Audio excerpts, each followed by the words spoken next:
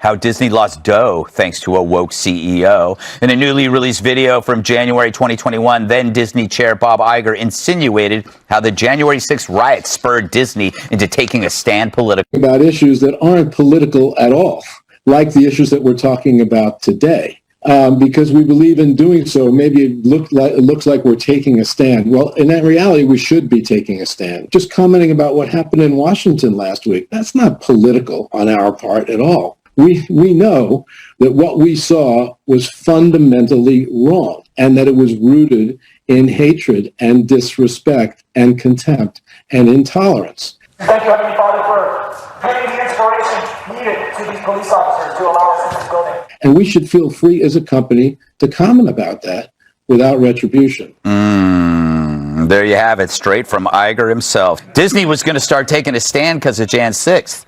But taking a stand meant taking their woke, DEI-driven agenda public. Suddenly, everything became an opportunity for activism as opposed for fun and entertainment. Mary Poppins became Larry Poppins. Toy Story is now Sex Toy Story. Darth Vader apologized for pretending to be black. And all 7 dwarves joined the women's swim team.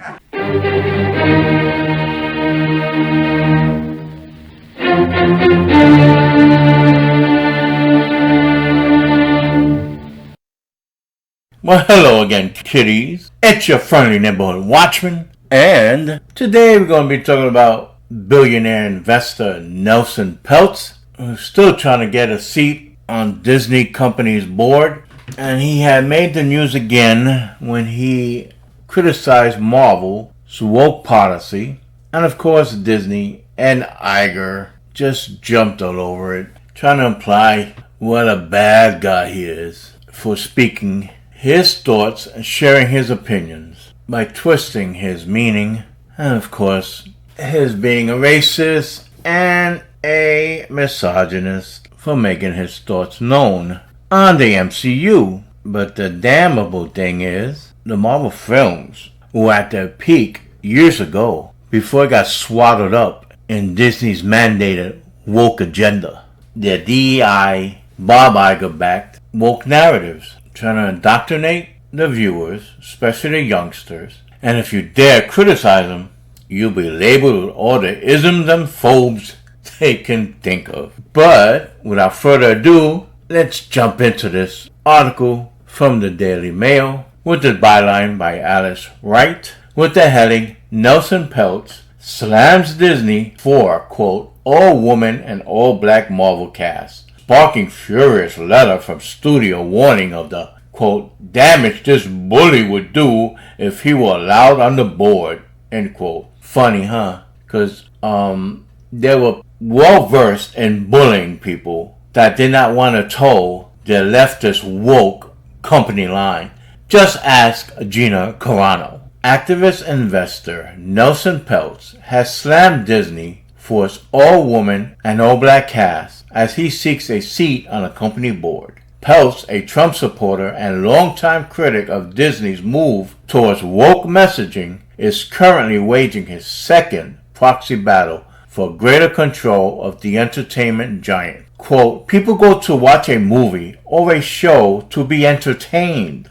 They don't go to get a message. End quote. Peltz told the Financial Times last month ahead of a crucial April 3rd vote that will determine the battle's outcome. Why, Biden? What else is new? Stay on target. Don't tell me what to do. Oh, boy! Why do I have to watch a Marvel that's all woman? Not that I have anything against women, but why do I have to do that? Why can't I have Marvels that are both? Why do I need an all-black cast? Peltz told the publication.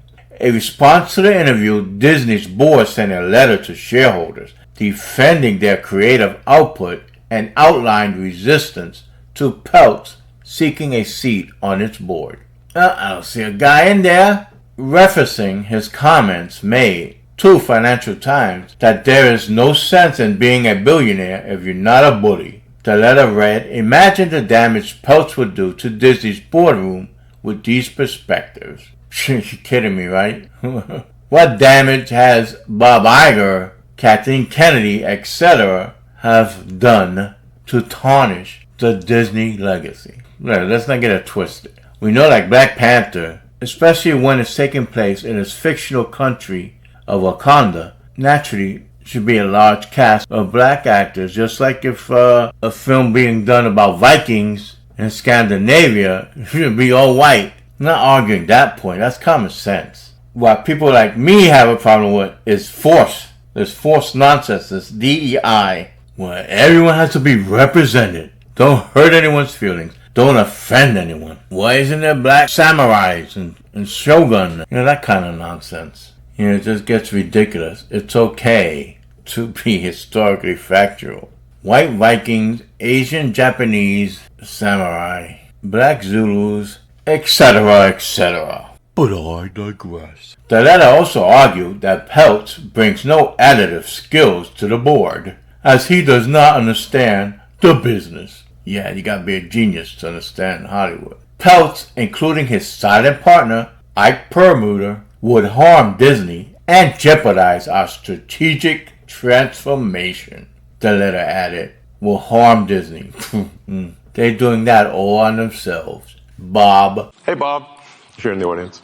Peltz, including his silent partner, Ike Perlmutter, would harm Disney and jeopardize our strategic transformation, the letter added. Former Marvel Entertainment Chairman and CEO Ike Perlmutter is supporting Peltz's proxy fight and has also criticized Marvel's move towards woke casting. Peltz has nominated himself and former Disney CFO Jay Russell to the board of the entertainment giant's directors. CEO Bob Iger as underperforming. His firm Trian Fund Management, which owns about $2.5 billion worth of Disney shares, submitted the filing on a Thursday last month, sparking a second proxy war in the company in just 2 years. The firm is in turn being supported by influential advisory firm Institutional Shareholder Services, which is recommending that its clients vote in Peltz's favor. The vote took place at their next board meeting, which was on April 3rd.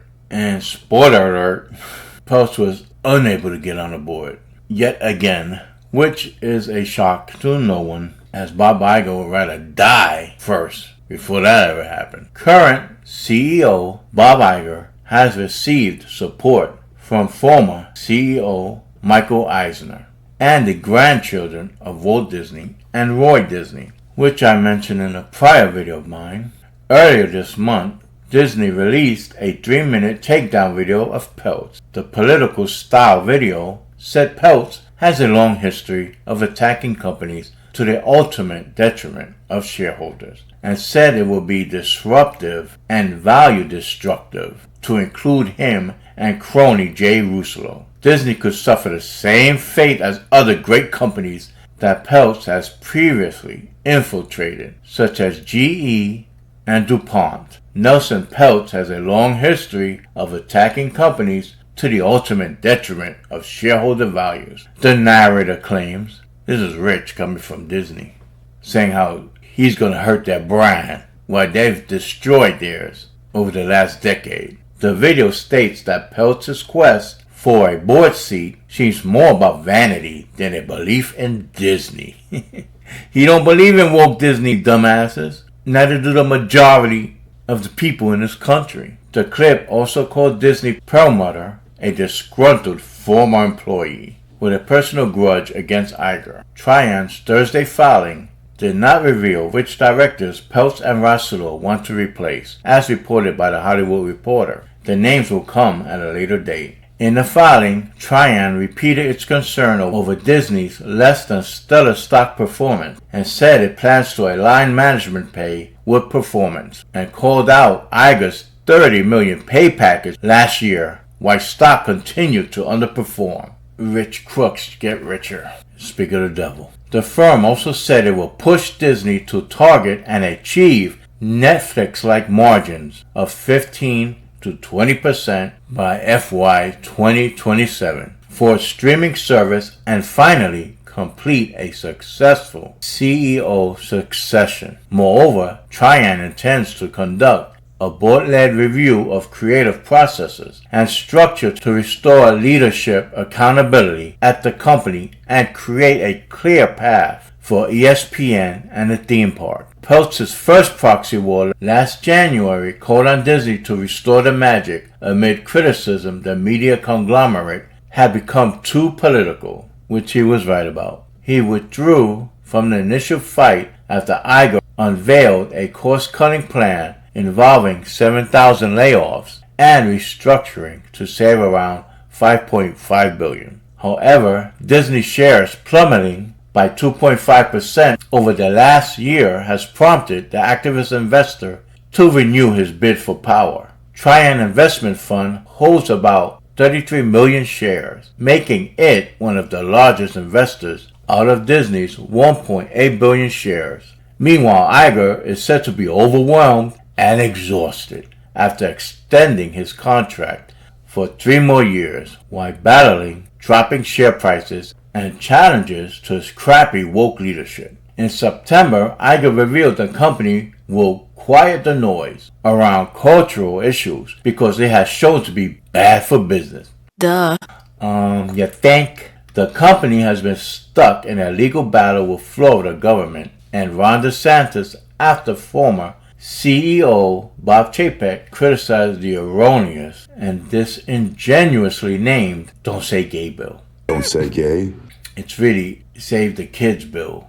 DeSantis targeted Disney's special tax district, replaced the board with his allies, and led the charge to change the name from the Reedy District to the Central Florida Tourism Oversight District. Before the DeSantis-picked board took control, Disney created development contract for future investments. Those were thrown out by the new board, which led to a federal lawsuit. Disney has since dropped a massive chunk of its federal lawsuit against the Florida governor. Iger has extended his contract until 2026. Yeah, I would too if I keep taking $30 million as my salary, not counting any other bonuses he nets for himself, and hinted that he will retire at that point. Yeah, I believe when I see it. Once a proper successor has been found and named. See, there's the rub. Aye, there's the rub. Yeah, supposedly this happened a few years back with Bob Chapek, right? Peltz's daughter, Nicola, married Brooklyn Beckham in 2022 and has been accused of having been a nightmare bride in a new documentary about her bitter dispute with her wedding planners. Oh, who cares? Spare me the drama, please, Bridezilla. My dress is the most important thing about my wedding. If this is not fixed, I'm not walking down the aisle. Well, yeah, so folks, we reached the end of that article. Now let's jump on over to some reader comments, as we are wont to do when we have the opportunity. First up, from Tabloid Junkie, we have, quote, his firm, Trian Fund Management, which owns about $2.5 billion worth of Disney shares, end quote. An ownership stake of $2.5 billion seems to provide a lot of motivation to make Disney as profitable as possible. So it seems absurd to believe he, meaning Peltz, has any intent to hurt the company. Quite the opposite. Duh. Brother, ain't that the truth? Vegas 702 opines, I'm not sure when it became a derogatory thing to speak your mind, whether others agreed or not. I grew up in a household where you could speak your mind, of course with consequences. I don't understand this world where opinions, if not what is the moral majority, are wrong. We are heading in a very dangerous direction. We've been heading that way for years now.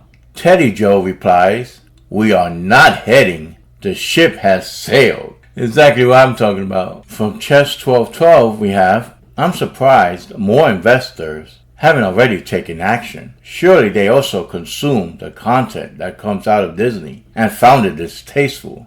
Bessie Warfield replies, investors should sue Disney for putting politics before profits.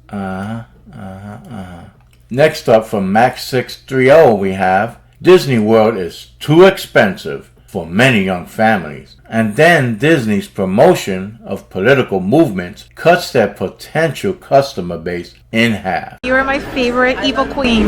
Oh my god. Also my favorite. We have so much fun. Disney needs to get back to basics and out of politics. Yeah, it's a nice sentiment, but don't hold your breath. LO staff replies they've jumped the shark. Yeah, they jumped it years ago, and it's still up in the air. And Newsgirl comments, Nelson Peltz, is just applying common sense. Since Disney has taken this new direction, it has been hemorrhaging money, racking up one disastrous financial loss after another. They are not acting in the best interest of investors, and he's one of the major ones, and thus entitled to have some say. Someone needs to step in. Bingo!